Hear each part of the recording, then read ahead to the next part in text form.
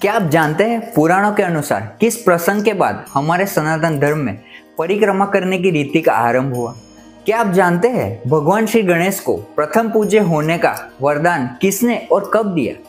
क्या आप जानते हैं हिंदी पंचांग के 8वें महीने का नाम कार्तिक क्यों है? चलिए साथ में मिलकर जानते हैं। इसके लिए वीडियो के अंत तक बने रहिए हमारे साथ और ध्यान से सुनिए।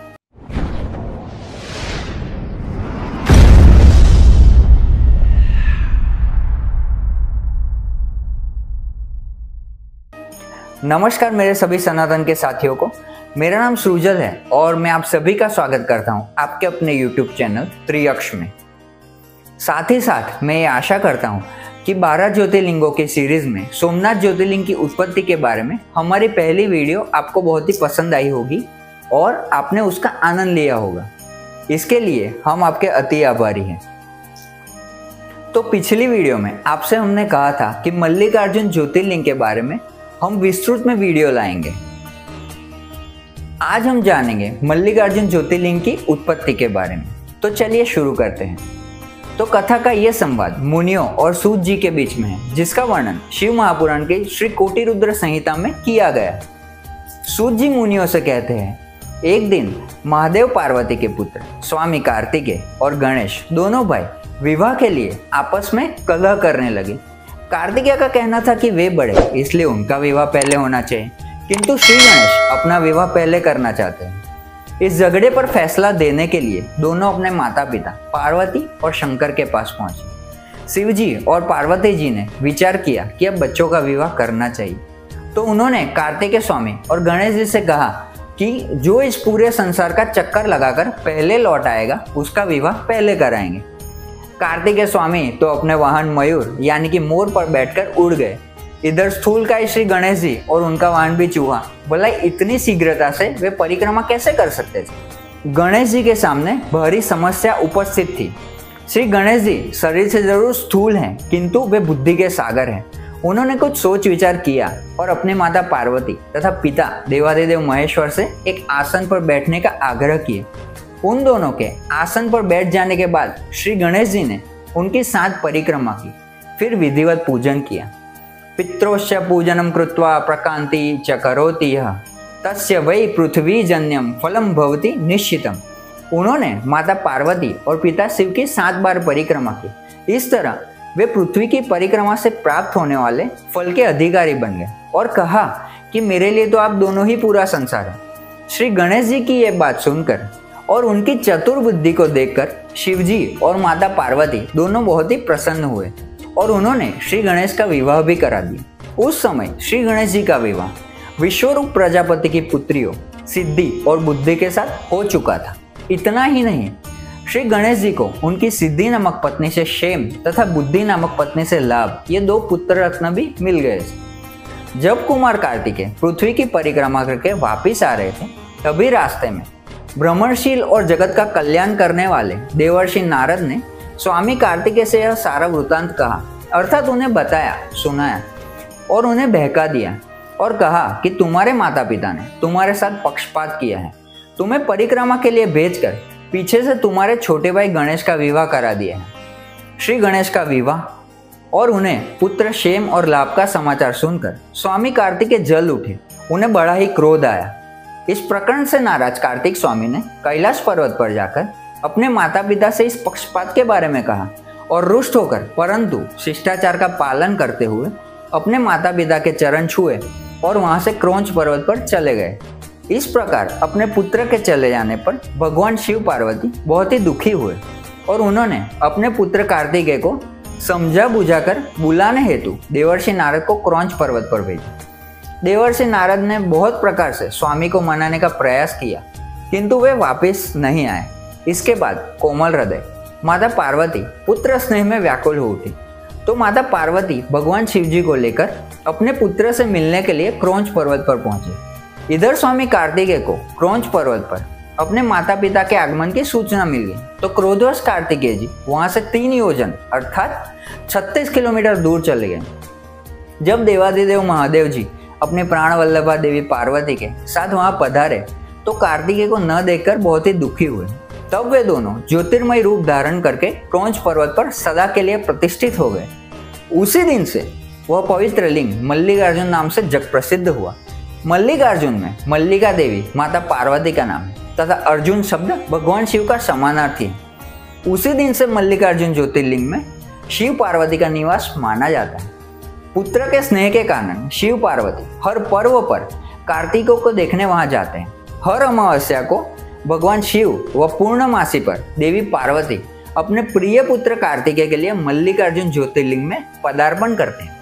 मल्लिकार्जुन ज्योतिर्लिंग 12 पवित्र ज्योतिर्लिंगों में द्वितीय स्थान पर है।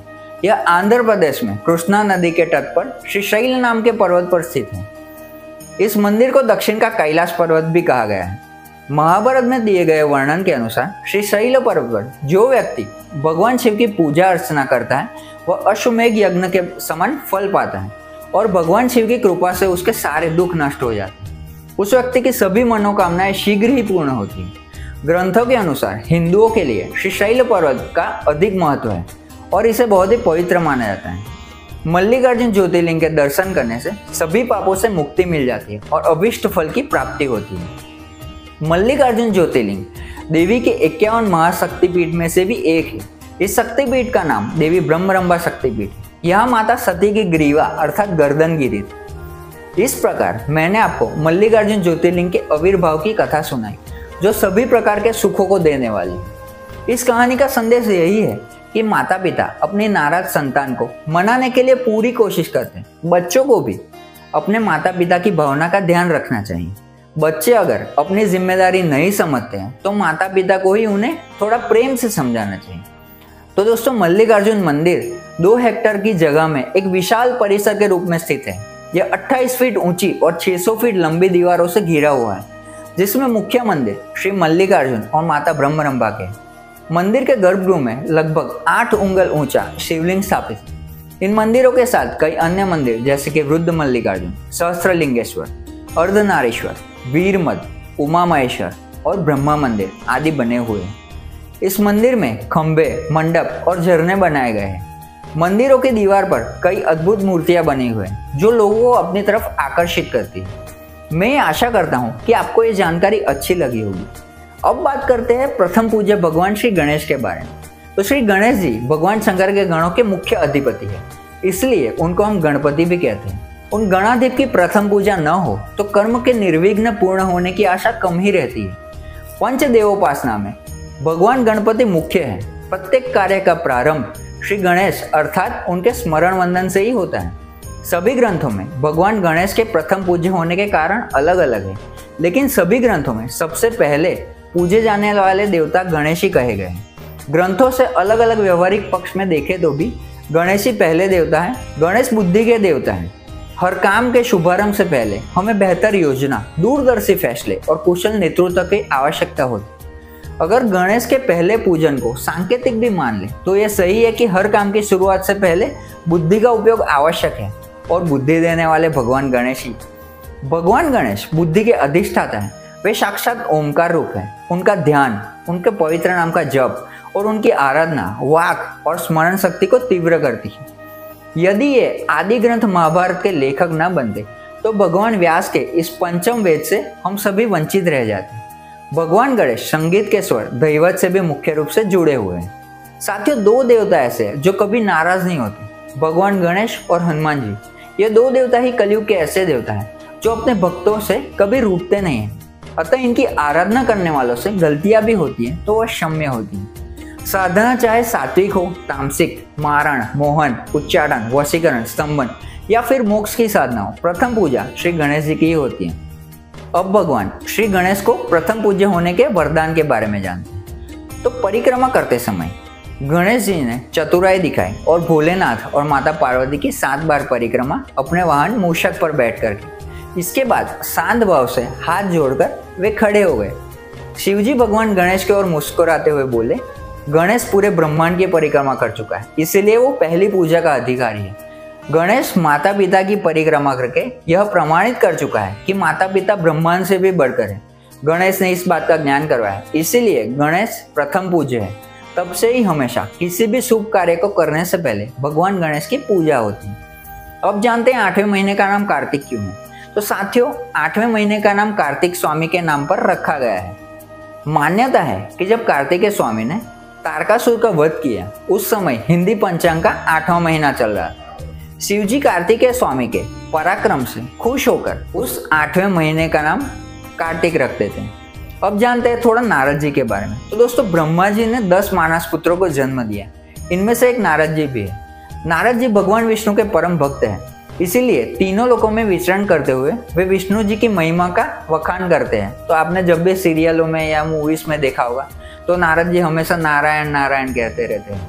तो तीनों लोकों में विचरण करने की वजह से उनके पास हर जगह की खबर होती थी, इसीलिए उन्हें संसार का पहला पत्रकार भी माना जाता है। साथियों, अभी कुछ ही दिनों में श्री गणेश चतुर्थी की पवित्र तिथि आने वाली है, तो हमने इस विषय पर वीडियो बनाने के बारे में विचार किया है।